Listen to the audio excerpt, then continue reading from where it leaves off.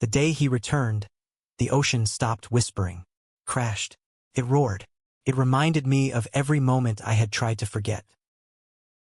I was standing on the pier when I saw him, Phoenix, framed by the dying light of sunset. His silhouette a ghost of the boy I once loved and the man I never thought I'd see again. The wind carried salt and something cruelly familiar, and before I even understood what I was doing, my heartbeat had already betrayed me. 3 years. 3 years of silence, of rebuilding myself, of pretending the world was wide enough to escape him. And yet, the second his eyes met mine, everything inside me fell back into orbit, like gravity had never loosened its grip. He walked toward me, the same confident stride I used to follow down cracked sidewalks and moonlit beaches. Only now, there was a quietness in his movement, like he was afraid that even his footsteps could shatter the fragile calm between us. "Orion," he said, his voice rougher than I remembered, shaped by time and maybe regret. I tried to smile, failed, and said, "You're late." He exhaled a laugh, small and broken, and for a second, the years dissolved. We were back to being 18 again, barefoot, reckless, and infinite. That night I couldn't sleep. The sound of the waves outside my window carried memories I'd buried too deep. The way his laughter echoed across the dunes, the warmth of his shoulder pressed against mine, the night he left without goodbye. I thought I had found peace. A quiet apartment above my art studio. Mornings that smelled like coffee and paint thinner. Days that began and ended with silence, the kind that doesn't hurt. But peace, I realized, was only the pause before recognition. The calm before your body remembers what your mind has sworn to forget. When Phoenix showed up at the gallery the next morning, my assistant nearly spilled her coffee. He looked out of place among the muted colors and soft brushstrokes, too alive, too loud, a wildfire in a glass room. "Still painting storms, I see," he said, staring at a canvas where blue met gray in violent motion. "They sell," I said flatly, though we both knew it wasn't true. I painted storms because they were the only language my heart still spoke fluently. He tilted his head. "You ever paint sunlight?" I forgot what it looks like.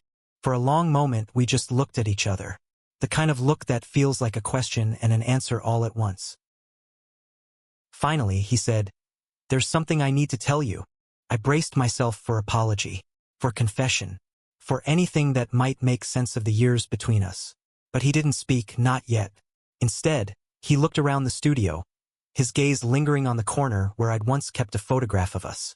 It wasn't there anymore, but maybe the ghost of it was. That evening, the sky burned crimson. Phoenix asked if I wanted to walk by the shore. I almost said no, but I was weak to the way he said we, as if the word had never broken. We walked in silence. The tide licked at our ankles, cold and real. He picked up a seashell and held it up to his ear, the same childish thing he used to do when we were kids. I laughed despite myself. He smiled. "You still have that laugh." I missed it. "You missed a lot of things," I said, too sharp. Regret flashed across his face. "I know," he whispered. "I left because I was scared. Of what I felt. Of what I wanted. I stopped walking. And now." He looked at me then. Really looked. And said, "Now I'm scared of what I lost." The wind stung my eyes. Or maybe it wasn't the wind. I turned away before he could see. He reached out, fingers brushing mine. Just that touch, soft, hesitant. And suddenly I was 19 again, standing in the rain outside his car, begging him not to go. My body remembered every ache, every promise. My mind screamed to run. Instead, I stayed. We ended up back at my apartment, rain starting to fall. He sat on the couch like he'd never left, while I made coffee just to have something to do with my hands. "You still take it black?" I asked. He smiled faintly. "You remember." "Unfortunately," I muttered, setting the cup in front of him. The smell of coffee filled the space between us, warm and suffocating. He looked around, noticing the small details. The sketchbook stacked near the window, the unfinished canvas on the easel, the single framed photo of my parents on the shelf.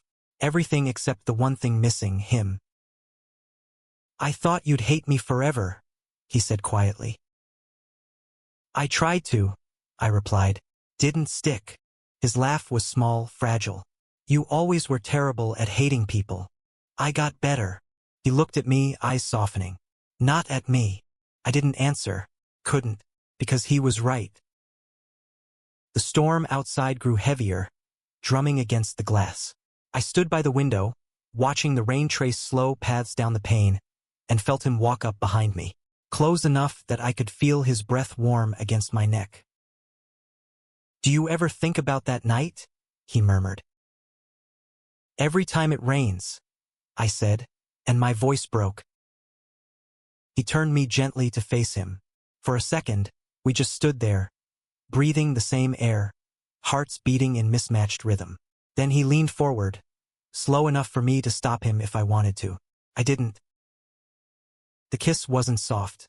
It was years of silence colliding, of what-ifs and almosts and I'm sorry's too late to matter.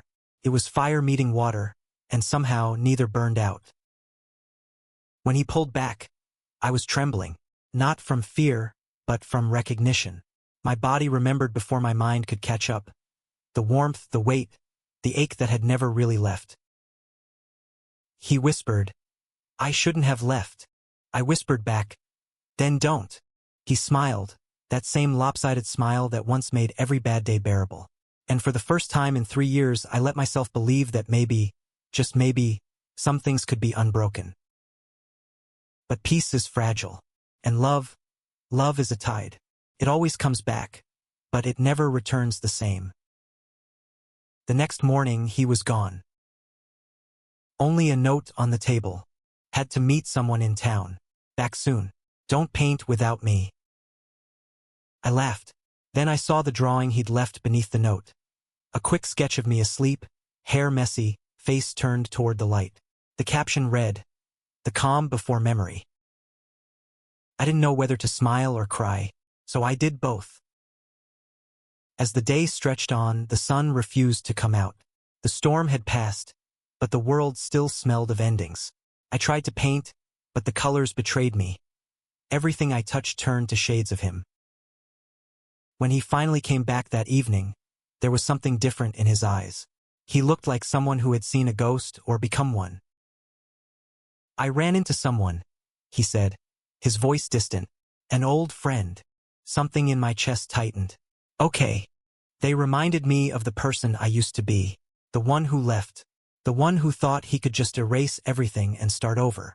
And, I asked. And they told me that forgiveness isn't something you wait for. It's something you earn. He looked at me then, eyes raw, like he'd been crying. I don't know if I deserve it, Orion, but I'm here because I want to try.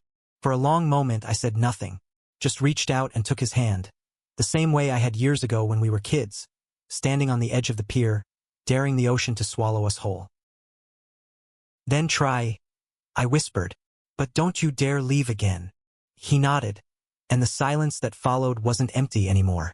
It was full of promise, of pain, of something real, something worth staying for. That night, Phoenix stayed. We didn't plan it. It just happened, the kind of quiet decision two people make when they're too tired to lie to themselves anymore. He fell asleep on the couch, his arm draped over his face like he was shielding himself from dreams. I stayed awake for hours, painting in the half-dark. My brush moved without thought, tracing light against shadow, trying to capture the fragile piece that hung in the air. When I stepped back, I realized I'd painted him. Phoenix. Asleep, but the colors weren't what I expected. Not bright or burning, not even warm. He was painted in the soft hues of dawn, gray-blue and muted gold. The storm inside me had shifted. It wasn't fury anymore. It was ache. The next morning, I found him standing by the window, coffee mug in hand, hair a mess of copper strands catching the sunlight. For a second, he looked like home. You paint in your sleep now? He teased. Something like that, I said, joining him. He turned to face me, eyes flicking toward the easel. When he saw the painting, his breath caught. You painted me, he said, voice almost reverent. I didn't mean to. Maybe you did, he said softly. Maybe you always do. There was something in his tone that made my chest tighten. An unspoken truth neither of us dared to touch. Because beneath all of this, the tenderness, the nostalgia, lay something rawer. Guilt, fear. The kind that comes from knowing love once destroyed you, and might again. We spent the day in the studio. He helped me stretch canvases, his fingers steady and familiar, and for the first time in years I didn't work alone. We fell into easy rhythm. Paint, laugh, silence, repeat. Felt domestic, dangerous. At one point, he brushed a streak of paint across my cheek. I glared at him. He grinned, boyish and unrepentant. "You missed a spot," he said. "You're impossible. I'm consistent. Consistently infuriating." He laughed, a sound that filled every empty space in the room, and I realized I'd missed it more than I should have. Later, when the light began to fade, he put down his brush and said, "There's something I didn't tell you, about why I came back." The air shifted. My hands froze mid-motion. "Go on." He hesitated, eyes flickering toward the sea outside the window. "It's not just you I came for. I needed to face something here. Someone." "Who?" "My father," he said quietly. "He's dying." The words landed heavy, like stones dropped in still water. I didn't know what to say. His father had been the reason he left, the reason we broke. The man who told him that love like ours was wrong, that it would ruin him. And Phoenix, at 18, had believed him. "I thought he'd never want to see me again," he continued. "But last week he called. Said he wanted to talk before it was too late." I studied his face. There was no anger there, just exhaustion. "Are you going to see him?" "I don't know," he admitted. "Part of me wants to. The other part still remembers the night I left this town. The words he said ringing in my head. That I'd never be enough. That love shouldn't look like us." He looked down, voice barely above a whisper. "I was so scared, Orion. Scared of losing him, scared of losing you. In the end, I lost both." I stepped closer, my hand brushing his shoulder. "You didn't lose me. You just stopped looking." He looked up then, eyes wet, lips trembling with something between apology and relief. "I'm here now. I want to try if you'll let me." I nodded, though my throat felt tight. "Then go see him. Not for him, for you." He left that evening, promising he'd be back before dark. I watched him walk away down the narrow street, the sunset catching in his hair, and a part of me wanted to call out, to stop him, to protect him from whatever waited in that old house at the edge of town. But love isn't possession. It's release, and maybe this time he needed to face his ghosts alone. The hours passed slowly. I tried painting, but the canvas stayed blank.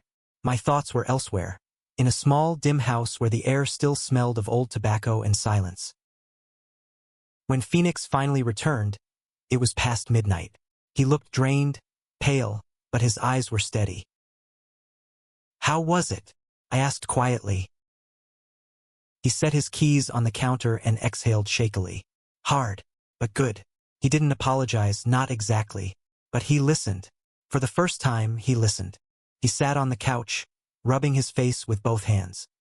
He told me he was proud I built a life, even if it wasn't the one he wanted for me. And then he said, he always knew I'd come back. Because some places, some people never really leave you.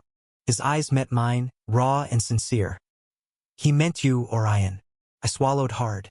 "And what did you say?" I told him he was right.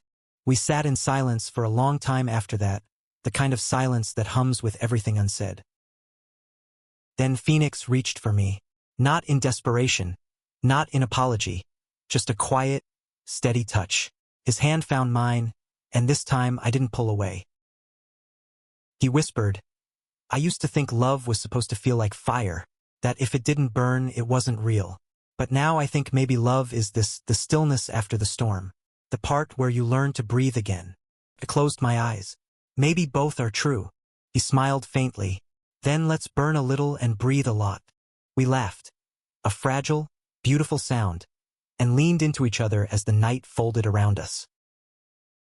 The next morning, he was up before me, standing on the balcony with his sketchbook open.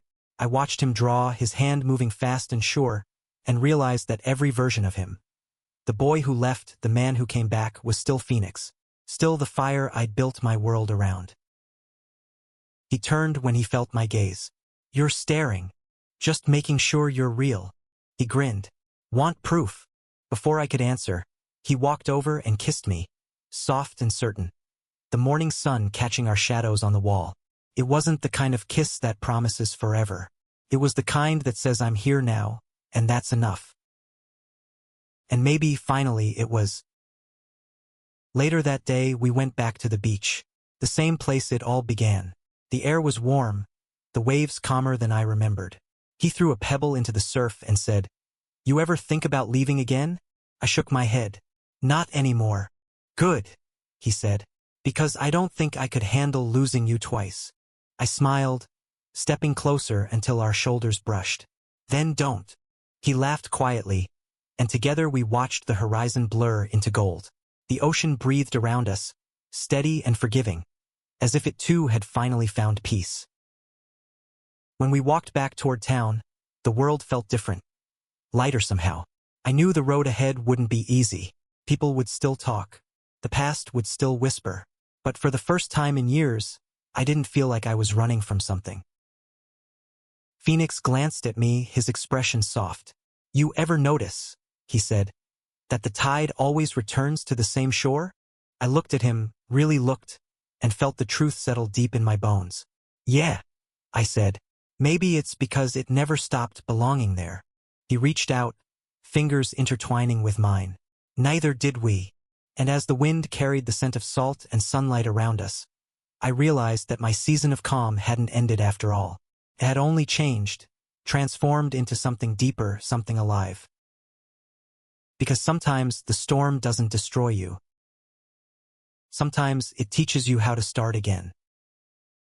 The days that followed unfolded slowly, like the soft turn of pages in a book we were both finally ready to read. Phoenix stayed in town. Not officially, he still kept a suitcase half-packed by the door, like some part of him didn't fully believe peace could last.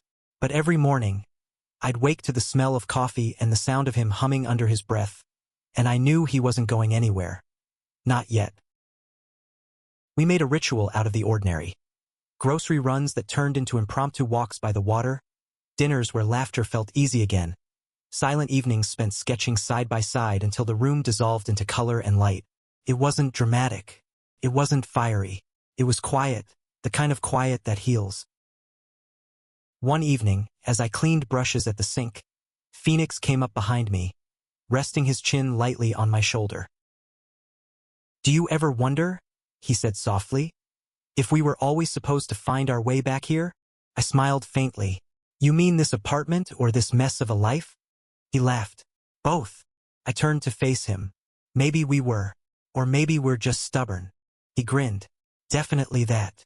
There was something in the way he looked at me, steady, sure, that made the room fade away. For a long time, I'd believed love had to be loud to matter.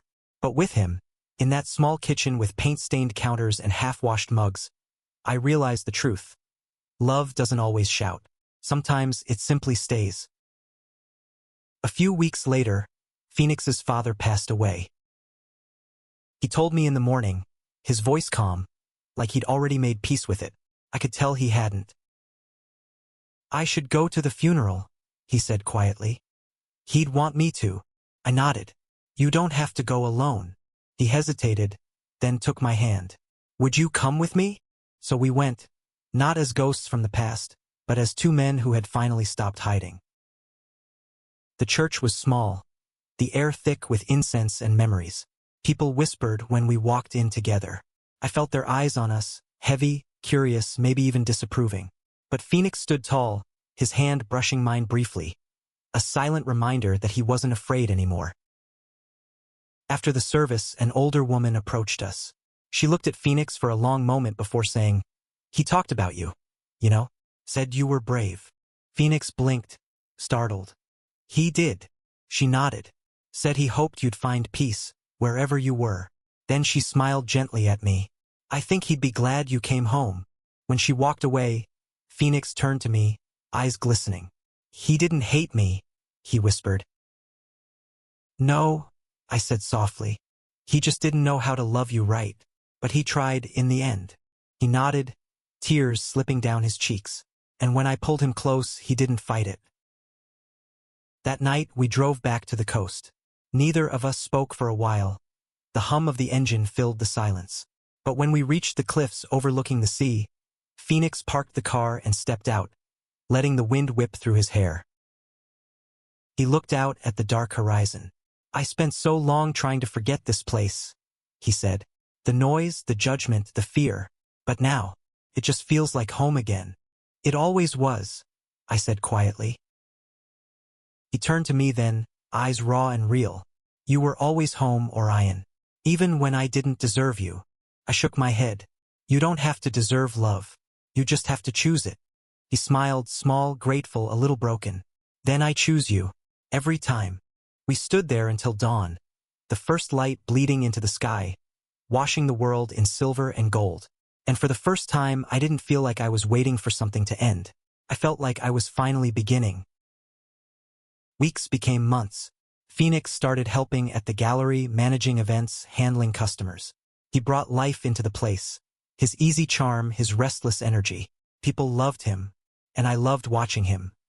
Not in the way I used to, with longing and pain, but with quiet awe. He was different now, softer, steadier, and maybe I was too. One night, as we were locking up the gallery, he turned to me and said, I've been thinking of staying for good. No more half-packed bags. I raised a brow. You're serious? He nodded. There's a small apartment near the shore I want to rent. It has a skylight and terrible plumbing. Perfect, right? I laughed. Terrible plumbing, huh? Very you. He grinned, then added softly. But I was hoping you'd help me fix it. I froze, then smiled. You're asking me to move in? He shrugged, trying to sound casual but failing miserably. Maybe, unless you're still allergic to commitment. I chuckled. Maybe I'm not. His expression softened. Then say yes. So I did. The first night in our new place, it rained again. Same kind of rain as the night he first came back. Soft, insistent, like the world was remembering something too.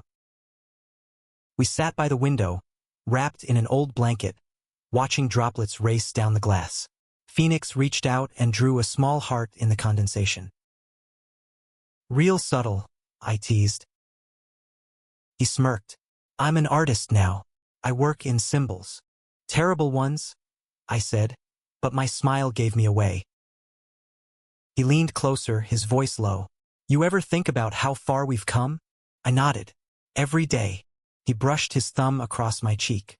I don't know what tomorrow looks like, Orion, but I know I want to wake up next to you for it. And in that moment, with the rain whispering against the window and the ocean breathing beyond, I knew he meant it. Not as a promise he couldn't keep, but as a truth he finally could. Months later, our gallery hosted its biggest exhibition yet, Tides and Time. Paintings of storms and light, of loss and return. My favorite piece hung in the center. The calm before memory, the one I'd painted the night Phoenix came back. As people moved through the space, Phoenix stood beside me, his hand slipping into mine. Do you ever miss the quiet? He asked. I smiled. This is the quiet. It just sounds different now. He looked at me then, really looked, and for a second, everything else disappeared. I used to think love was the thing that broke me, he said, but now I think it's the thing that built me back. I squeezed his hand. Then we're both under construction. He laughed softly. Together. Always. When the last guest left that night, we stayed behind to clean up. The gallery lights dimmed. The air smelled faintly of paint and champagne. Phoenix turned the music up, slow, rhythmic, and pulled me close. We danced, barefoot on the polished floor, swaying in the quiet.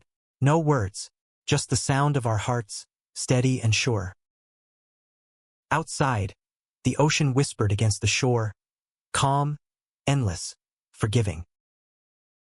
And as he rested his forehead against mine, I realized something simple, something I'd been chasing for years.